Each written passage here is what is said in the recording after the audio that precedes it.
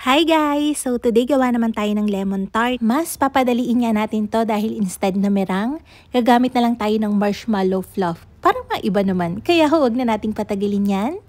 At simulan na natin. Kailangan natin ng 3 malalaking lemon. So, i-juice natin yan. Kadalasan yung 3 lemon nakakapag-produce ng 1 cup to less than 1 cup ng lemon juice. Yung iba naglalagay ng lemon zest kaya lang masyado ng maasim for me kapag meron.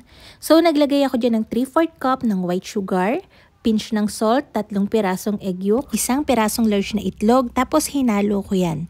Then, mag-a-add tayo dito ng 3 tablespoon ng cornstarch. Tapos, syempre, haluin ulit natin, tsaka natin siya sasalain. Kasi, di ba kadalasan yung whole egg, may buo-buo siya natitirang egg whites, tapos minsan may butong nakalusot, so ayaw natin nun. Isasalang ko na nga to sa mahinang apoy, maglalagay ako dyan ng 1/3 cup ng butter, then haluin natin yan dire-diretso hanggang sa lumapot.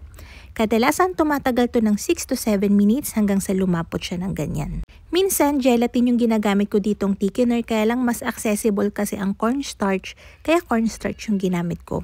Tinatransfer ko na yan dito sa bowl, tinakpan ng cling wrap, and papalamigin natin yan sa chiller. Dito na tayo sa paggawa ng tart. Dito meron akong 1/2 cup ng butter, 1/4 cup ng white sugar, 1/2 teaspoon ng salt, then ikikream lang natin yan. Mas maganda kung yung butter nyo nasa room temperature na para mas madali. Once na nag-pale na yung kulay niya, maglalagay na ako dito ng 1 pirasong large na itlog. Then nahaluin lang natin yan. Gamit yung hand mixer. Hindi natin kailangan gawing tong parang buttercream, yung maraming air. Kailangan lang natin dito, i-combine yung egg dun sa butter hanggang wala nang natitira ding sugar para mas flexible yung magagawa nating tart. Hindi siya basta-basta na pupunit, then wala nang granules ng sugar kapag pina-flatten. Nag-add ako dyan ng 1/4 cup ng powdered milk, optional lang yon. Then meron ako ditong 250 grams ng cake flour. Kapag walang cake flour, okay lang din ang all-purpose flour. Kalahati muna nung flour yung nilagay ko, then hinalo ko yan ng spatula, cut and fold lang, then yung kalahati, kakamayin ko na para mas madali. Kapag nahalo nyo na yan, ganito yung texture niyan, hindi malagkit, sakto lang yung texture. Ngayon, babalutin natin to ng cling wrap, pwede rin ng plastic, tatanggalin natin yung hangin, then i-rest natin to for 30 minutes. Hindi ko na siya nilalagay sa chiller, mas flexible kasi siya sa akin, mas madali siyang i-handle kapag room temperature lang siya ni-rest. Nire-rest natin to para mas ma-relax yung dough, mas madali natin siyang i-flatten. Then, after 30 minutes, kumuha lang ako ng small portion, tapos gumagamit ako dito ng glassine paper, pwede rin ng parchment paper, tsaka ko siya i-flatten gamit yung rolling pin. Pinapanipis ko nga talaga yan ng ganyan kasi mas gusto ko sa tart talaga yung manipis lang, tas sobrang lutong, tas sobrang crumbly, sarap. Yung ginagamit ko ditong tart mold is 3 ounce. Mas gusto kong mas maliliit yung size ng lemon tart since masyadong masyadong matapang yung flavor. So, mas maganda yung mga small portion lang. Kapag naglalapat kayo ng crust dun sa tart mold, siguraduhin yung walang hangin dun sa loob. Tanggalin nyo. Kasi ay lolobo yan kapag binake na. Pangit tignan. So, mas maganda talaga nakalapat lahat. 20 pieces yung kinalabasan nito. So, kung wala naman kayong ganitong size na 3 ounce, pwede kayong gumamit ng kahit anong tart mold na meron kayo. Bago ko i-bake yan, binubutasan ko ng konti para nga makarelease yung air. Then, i-bake ko to sa preheated oven 150 degrees Celsius for 20 to 22 minutes. After baking, ganito yung magiging itsura niyan. Okay na to. Malutong na yan, masarap na yan.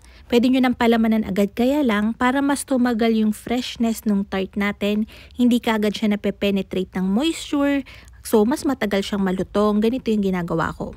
Nagbabasag lang ako ng itlog, sinasala ko lang yan para mas malabnaw siyang, mas malabnaw siyang ipahid dun sa mga tart natin. So babrushan ko lang ng egg yung buong tart. Then, isasalang ko to sa oven sa 150 degrees Celsius ulit for 5 to 6 minutes lang. So, pagka gusto nyo mas dark pa dyan, pwede nyo pang mas tagalan yung pagbibake. Eto na yung lemon custard natin after ma-rest. Imimix ko lang yan gamit ang hand mixer hanggang maging creamy siya. So, dito, naglalagay talaga ako ng lemon food color. mga 2 patak lang, konti lang para mas maging vibrant yung color nung filling natin. Kaya lang medyo na parami yung paglalagay ko. Sorry Pero hindi naman ganito katingkad yung kulay niyan sa personal na medyo na-enhance lang gawa ng ilaw. Tinransfer ko nga yung filling natin sa piping bag para mas madali tayo makapagpalaman. Instead nga nagagawa pa tayo ng merang, marshmallow fluff na lang para madali na. Ganito yung texture ng marshmallow fluff kapag ka na-open. Kailangan nyo siyang haluin para maging smooth. So, ganito yung texture niyan kapag ka nahalo na. Lasa siya ng marshmallow, pero ang texture niya parang alam mo yung bagong microwave na marshmallow, ganon. Soft lang talaga siya. So, gumagamit ako dito ng 2 spoon para malagyan natin yung ibabaw. Hindi mo na siya kailangang i-spread since soft nga yung marshmallow fluff. Kusa na siyang babagsak dyan. Kaya talagang nag-leave ako ng space para dun sa marshmallow fluff dun sa tart natin. And then, gagamit lang ako dito ng blowtorch para ma-toast natin yung ibabaw para siyang s'mores. Kapag wala kayong blowtorch, pwede nyo itong isa lang sa oven. Upper heat settings lang yung naka-open, broil. Then, set nyo lang yung temperature sa 200 degrees Celsius. Tapos, intay nyo lang magganyan yung colors ng ibabaw. Nag-grate lang ako ng lemon zest sa ibabaw para lang mas maganda. And then, ito na, yung lemon tart natin. Alam nyo, ang sarap nitong kainin. Lalo na pag nga nag-crave ka ng maasim na matamis. Ay, nako, craving satisfied talaga. So, ayun ang mga kalutong tinapay. Sana'y nagustuhan niyo yung ating video for today. Magkita-kita tayong muli. Ito pong muli ang lutong tinapay. Bye-bye!